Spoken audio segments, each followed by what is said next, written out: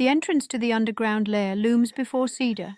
Mist swirls at his feet, glowing faintly red as it acknowledges the arrival of the final contestant.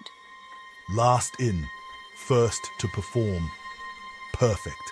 They've been sitting here, waiting, thinking they still have a chance. They don't know what's coming.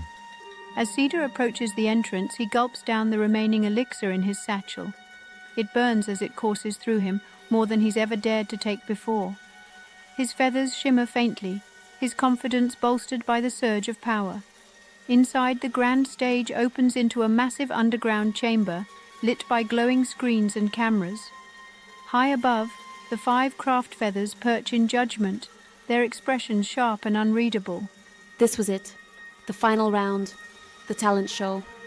A spectacle to decide which cardinal would earn the open seat on the Craft Feather Council.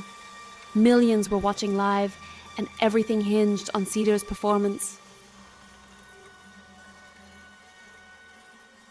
For my talent, I'll ensure you don't need to watch 2 more performances today. The craft feathers exchange glances, their interest piqued. From high above, 2 hollow cages descend. Cedar hops backward slightly, positioning himself perfectly. No words, no verbal commands, just an implanted thought that grows until it takes over. The 2 finalists suddenly stiffen, their eyes widening as if struck by an unseen force.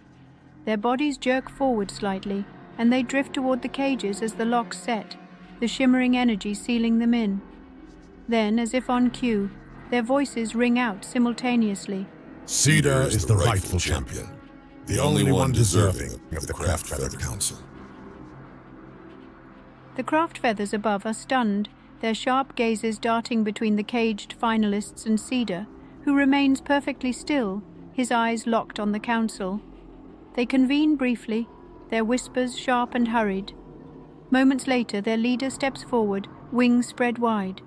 Cedar, your talent speaks for itself. We have made our decision. In front of all watching today, we invite you to join the Craft Feather Council as our 6th member. Everything I wanted. The invite, offered live in front of everyone. But Cedar doesn't move. His gaze shifts slightly toward the craft feathers, then to the caged finalists, then to the audience watching from home. This was Cedar's moment. Accept the council's invitation, or continue with part 2 of his talent.